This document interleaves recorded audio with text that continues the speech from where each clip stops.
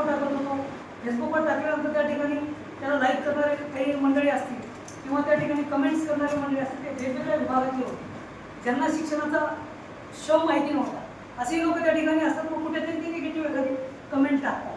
पण मला असं म्हणायचं आहे, या विनोबा ॲपच्या माध्यमातून फक्त शिक्षक आणि शिक्षकाचीच गुणवत्ता आणि विद्यार्थ्याची गुणवत्ता तपासता आहे.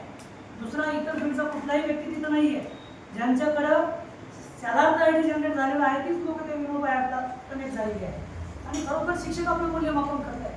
शिक्षक हा समाजाचा सर्वात महत्त्वाचा आरसा आहे. बरं का, समाजातला कुठलाही घटक असू द्या, त्या घटकाची प्रोग्रेस ही इथून सुरुवात होत असते, शिक्षणापासून. आपण सगळेजण बोलताना म्हणून जातो शिक्षण हा तिसरा डोळा आहे, चौथा डोळा आहे, पण ते आपण विसरून चालतो. हा डोळा आहे, तर हा डोळा हे आपल्याला सिद्ध करून दाखवावं लागेल, फक्त म्हणून चालणार नाही. तर ते सिद्ध करण्याचा एक प्लॅटफॉर्म आहे. तर या माध्यमातून काय होतं, फक्त शिक्षकच नव्हे तर शिक्षण विभागामध्ये काम करणारे सर्व प्रशासकीय अधिकारी त्या ग्रुपला कनेक्ट आहेत. त्या अधिकाऱ्याला त्या ठिकाणी आपण इथं जे काम करतोय हे काम सुपर क्लासहून अधिकारी तिथं बघू शकतो. मला गरज नाही तिथं जाऊन सांगायची. आपण जे व्हॉट्सअपच्या माध्यमातून तिथे चर्चा करतो की बाबा माझ्या पाठीवर हात देणारा कोणी नाही आहे, निश्चितपणे हात देण्यासाठी हा प्लॅटफॉर्म आहे. बरोबर, आपल्या कामाची पावती आपल्याला मिळते आहे आणि याचं एक आत्मिक समाधान आपल्याला मिळत आहे. या माध्यमातून आपलं काम हे आपण आपल्याला नव्हे तर संपूर्ण महाराष्ट्रात नव्हे तर पूर्ण भारतामध्ये शिक्षण विभागाशी आपण जोडलं जातो. मी मागे पण बोलताना असं म्हणालो की या विनोबा ॲपच्या माध्यमातून एखादा डिस्लेबल पुढे येऊ शकतो. फार मोठी अपॉर्च्युनिटी आहे. फक्त पुढे येणं हीच अपॉर्च्युनिटी नाही आहे, तर आपण एक शाळा एक वर्ग आज आपण सांभाळतोय, तर पर्यायानं या ॲपच्या माध्यमातून एखादा जिल्हा, एखादा राज्य, एखादा विभाग केवळ आपल्या देशासाठी शैक्षणिक क्रांतीमध्ये आपला महत्त्वाचा वाटा त्या ठिकाणी आपण देऊ शकतो. आपलं महत्त्वाचं काही असेल की आपलं देणं, शिक्षणाचं देणं म्हणून आपण त्या ठिकाणी देण्याची संधी आपल्याला मिळू शकते, ते फक्त ॲपच्या माध्यमातून. कारण काय होतं, त्या ॲपच्या माध्यमातून शिव कलेक्टर तर बघताय की आयुक्ताला देखील बघायला मिळतं. कारण हा फ्लॅगशिप प्रोग्राम आहे यवतमाळमध्ये राबवला गेला. यवतमाळ जिल्हा हा शिक्षणाच्या बाबतीमध्ये थोडासा मागे आहे असं युनिसेफनं पण सांगितलेलं होतं. बरोबर, 1969 का 89, बरोबर, इसवी सन मला परफेक्ट नाही सांगता आलं. त्या काळामध्ये युनिसेफने एक प्रोग्राम राबवला होता फक्त शिक्षणासाठी यवतमाळ जिल्ह्यामध्ये. कुठून? जागतिक पातळीवर. कशासाठी राबवला? तर कुठेतरी शैक्षणिक क्रांती घडणं गरजेचं आहे, ही भावना होती. तर ही फार मोठी आपल्याला संधी मिळालेली आहे.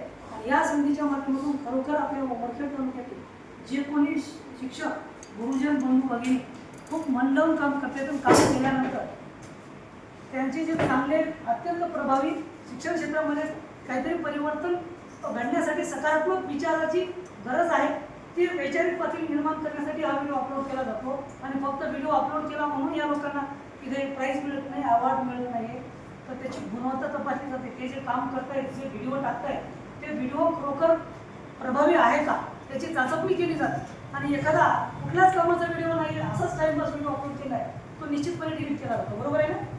तो व्हिडिओ त्या ठिकाणी अपलोड केला राहत नाही आहे, त्याची त्या व्हिडिओची गुणवत्ता तपासली जाते. तर या माध्यमातून आपल्या कामाचं तर आपण हे करतोच आहोत, आपल्या कामाची आपण जाहिरात करतोच आहोत, पण इतर जे तालुके आहेत, जिल्हा असेल, राज्य असेल, यांना एक मार्गदर्शक पण अशा पद्धतीचे या ठिकाणी आपण आयडियल असं काम करतो आहोत. तर या कामासाठी माझं परत एकदा आपल्या सर्वांच्या माध्यमातून आपल्या तालुक्याला विनंती असेल की जे गुरुजी अजूनही या विचारामध्ये आहे ते फक्त आपल्याला प्रसिद्धीसाठी करतोय का? अजिबात प्रसिद्धीसाठी नाही करतात.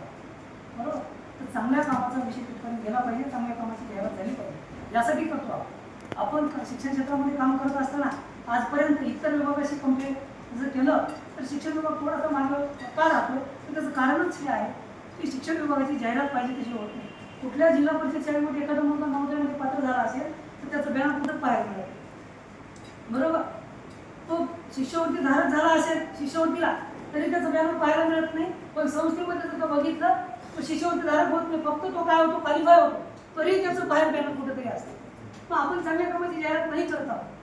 किमान खिशातून पैसे तर खर्च नका करा, मी असं अजिबात म्हणणार नाही, पण या ॲपच्या माध्यमातून ती जाहिरात झाली पाहिजे चांगल्या कामाची, आहे की नाही? आणि त्याची दखल प्रशासन घ्यायला तयार आहे. आपण आजपर्यंत करोड रुपये खर्च करून हा प्रोग्राम लॉन्च केला आहे. यवतमाळ जिल्ह्यासाठी फ्लॅगशिप प्रोग्राम आदरणीय विकास मीना साहेब असतील, मंदार पत्की साहेब असतील, यांनी खूप असा महत्त्वपूर्ण प्रोग्राम पुढे आणलेला आहे. तर आपण त्या विभागाचे फार जबाबदार घटक आहोत, तर आपण सर्वांनी ही जबाबदारी स्वीकारूया. मला विशेष सांगायला अभिमान वाटेल आपल्या उमरखेड तालुक्याने सुरुवात खूप चांगली केलेली आहे. यवतमाळ जिल्ह्यामध्ये खूप चांगल्या पद्धतीने आपण काम करतो आहोत. पहिले जे स्टार होते जिल्ह्यामध्ये, पहिले 4ही टॉपर आपले आहे. फार अभिमान वाटला मला त्या दिवशी की आपली 4ही टॉपर जिल्ह्याचं नेतृत्व करत आहे, बरोबर. आणि त्यानंतर विनोबा ॲपमध्ये शेवटपर्यंत वर्चस्व आपलं असलं पाहिजे, ही सर्वस्वी जबाबदारी तुमची असेल. मी मागे पण बोलताना म्हणालो या तालुक्याचं या ठिकाणी गट शिक्षणाधिकारी पण म्हणून स्वीकारलं, हे फक्त तुमच्या जीवावर सर्वांच्या, बरोबर. कारण मी तुमच्यातलं म्हणून स्वीकारलेलं आहे आणि मला काहीतरी तुमच्या माध्यमातून करून दाखवायचं आहे. मी एकट्याने काही होणार नाही. कुठलाही प्रशासनातला एकटा घटक काही करू शकत नाही. प्रशासनाचे मूळ घटक जे काही आपण त्या कॉलम म्हणूया ते सगळे तुम्ही आहात आणि तुम्ही जर या ठिकाणी ते कॉलम बाजूला होत असतील तर प्रशासन दाखवून पडणार आहे, बरोबर. मग शिक्षण विभागाला आपल्याला वाचवायचं आहे, आपल्या जिल्हा परिषद शाळा वाचवायची आणि आपली गुणवत्ता पुढे आणायची, चांगल्या कामाची आपल्याला जाहिरात करायची. यासाठी आजच्या माध्यमातून आपण काम करणार आहोत. जवळपास आपल्या तालुक्यामध्ये 650 शिक्षक कार्यरत आहेत. बऱ्यापैकी सर्वांचं रजिस्ट्रेशन झालेलं आहे. ज्यांचं रजिस्ट्रेशन झालं नाही ते कदाचित काही अडचणीमुळे झालं नसेल, ते लगेच करून घेतील अशी अपेक्षा व्यक्त करूया. जिल्हा पातळीवर ज्यांना अवॉर्ड मिळालं त्या सर्वांचं मी कौतुक केलेलं आहे. परत एकदा अगदी मनापासून सर्वांचं अभिनंदन करतो. या ठिकाणी निरंजने सर असतील, राजेंद्र पाटील सर असतील, या दोघांनी बरोबर चांगल्या पद्धतीने काम केलेलं आहे. त्यांच्याही कामाचा कुठेतरी चांगला पुरस्कार झाला पाहिजे या दृष्टीनं प्रशासनाच्या माध्यमातून ही जी 2 घटक आहेत तिथून इथं येऊन सत्कार करत आहे, म्हणजे प्रशासन आपल्याकडे पोहोचत आहे. तिथे बोलत नाही की इथे येऊन सत्कार करतात. तर खरोखर या दोघांच्या अगदी मनापासून मी अभिनंदन करतो. त्यांच्या पुढील कार्यासाठी शुभेच्छा देतो. आपण सर्वजण इथे बसलेले घटक हे त्यांच्या बरोबरीने काम करत आहोत, त्यांच्यासोबत आहोत. निश्चितपणे त्यांच्या कामाचा पुरस्कार करूया. अजून त्यांना तालुक्याचं नव्हे, जिल्ह्याचं नव्हे, तर राज्याचं देखील पुरस्कार मिळाला पाहिजे. त्यासाठी खूप साऱ्या सदिच्छा देऊया. आपण सर्वजण पाठीशी आहोत. चांगल्या कामाचा पुरस्कार करणं हे आपलं कर्तव्य आहे, ही जबाबदारी आहे, ती स्वीकारून चांगलं काम करूया. सर्वांना खूप साऱ्या शुभेच्छा देतो आणि या ठिकाणी ऐनवेळी आपण परत एकदा उपस्थित झाला त्याबद्दल सर्वांचं अगदी मनापासून स्वागत, आभार व्यक्त करतो.